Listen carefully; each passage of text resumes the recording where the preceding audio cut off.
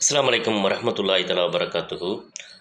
அல்லாஹ் நமக்கு கொடுத்துருக்க எத்தனையோ நியாமத்து கொடுத்துருக்கான்ல, ரஹ்மத் செஞ்சுருக்கான்ல. அந்த ரஹ்மத்து, நியாமத்துகள்லாம் பார்த்தீங்கன்னு சொன்னால், அந்த நம்ம நம்ம கண்ணா இருக்கட்டும், காதுகளாக இருக்கட்டும், கால்கள், நம் உடல் உறுப்புகள் எல்லாமே அல்லாஹ் கொடுத்த ரஹ்மத்து தான். அல்லாஹ் கொடுத்த நியாமத்து தான்.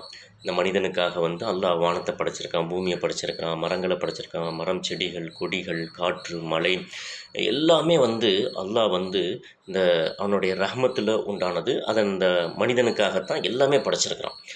உலகத்தில் உள்ள அனைத்துமே யாருக்காக படைச்சிருக்கான்னு சொன்னால், மனிதனுக்காக படைத்திருக்கிறான். இந்த மனிதன் அவனுக்கு நன்றி செலுத்துவனாகவும் வணங்குவதற்காகவும் தான் இந்த மனிதர்களை படைத்திருக்கான். இப்படிப்பட்ட அல்லாஹ் இவ்வளோ நியாமத்துக்களை கொடுத்துருக்குறான்ல அல்லாஹ். இதில் இந்த மறதி இருக்குல்ல, இதுவும் ஒரு நியாமத்து, பெரும் நியாமத்து. எல்லா நியாமத்துகளை விட இந்த நியாமத்துங்கிறது மிகப்பெரிய ஒரு பாக்கியம், மறதி ஏற்படுவது. ஏன்னு சொன்னால், இந்த மனிதனுக்கு எவ்வளோ பாதிப்புகள் ஏற்படுது. நம்ம பார்க்குறோம்ல, வெள்ளம் ஏற்படுது, வெள்ளத்தால் பூகம்பத்தால் ஏற்படுகிறது, பேரழிவுகள் எவ்வளோ நம்ம பார்க்குறோம், எவ்வளோ மரணங்களை சந்திக்கின்றோம். இப்போ அண்மையில் கூட இந்த கேரளாவில் நடந்த அந்த துயர சம்பவங்கள், இப்படி எவ்வளவோ நம்ம வீட்டிலேயே நடக்கும். எத்தனையோ மூத்துகளை நம்ம பார்த்துருக்கோம், பாதிப்புகளை பார்த்து, திருட்டு நடந்திருக்கும், கொலை நடந்திருக்கும், காணாமல் போயிருக்கும், நகைகள் காணாமல், பணங்கள் காணாமல், இப்படி ஏதாவது ஒரு விதத்தில் எல்லா மனிதர்களுக்குமே பாதிப்பு, துக்கம் என்பது நிகழ்ந்து கொண்டே தான் இருக்கும். அப்போது இது அவங்களுக்கு மறக்கலைன்னு சொன்னால், இதை நினச்சி என்ன செய்வாங்கன்னு சொன்னால், நாம் அதே ஒரு மனநோயாளியாக ஆகிவிடுவோம். நம்மளால் அடுத்த ஸ்டெப்புக்கு போக முடியாது. நம்முடைய வாழ்க்கையை அடுத்த தரத்துக்கு கொண்டு போக முடியாது. அதையே நினச்சி மனைவிக்கிட்ட சண்டை, பிள்ளைங்கள்ட்ட சண்டை, வேலைக்கு போகாமல், வெளியில் செல்ல முடியாமல் ஒரு நோயாளியாகி கடைசியில் நாமளும் இறந்துடுவோம்.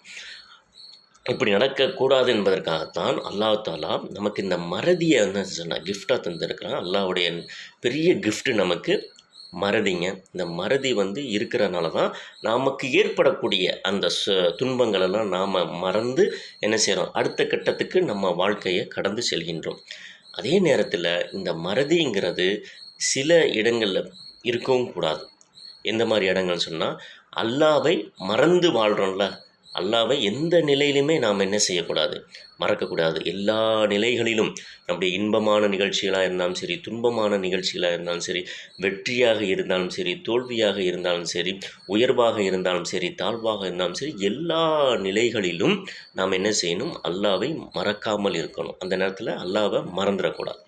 அதே போல் நன்மையான விஷயங்களை செய்வதில் நாம் என்ன செய்யக்கூடாது, மறதிகளை வந்துடக்கூடாது. தொழுகை, 5 நேர தொழுகைகளை என்ன செய்யணும், பேணுதலாக தொழ வேண்டும். கடமையான நோன்புகளை நோக்க வேண்டும். ஜக்காத்துகளை முறைப்படி கொடுக்க வேண்டும். இதிலெல்லாம் நாம் என்ன செஞ்சிடக்கூடாது, மறதிகள் வந்துடக்கூடாது. அதே போல் முக்கியமானது என்னென்னு சொன்னால், கொடுக்கல் வாங்கலில் இன்னைக்கு காலகட்டத்தில் பார்த்திங்கன்னு சொன்னால் மிகப்பெரிய ஒரு அந்த நாணயம் இல்லை.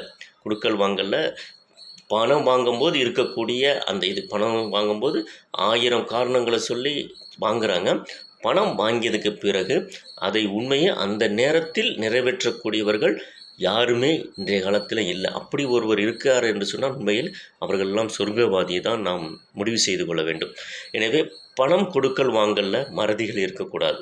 அதையெல்லாம் நாம் சரியான முறையில் நிறைவேற்ற வேண்டும், உரிய நேரத்தில் நிறைவேற்ற வேண்டுங்க. அதே போல் நம்முடைய மற்ற இப்போ தவறான விஷயங்களில் நம்ம செஞ்சுருக்கிறோம் அப்படின்னா, அதிலலாம் நம்ம என்ன செய்யணும், ஒரு பாவம் செஞ்சுட்டோன்னா அதை மறந்து தௌபா செஞ்சுட்டு மீண்டு வந்துடணும்.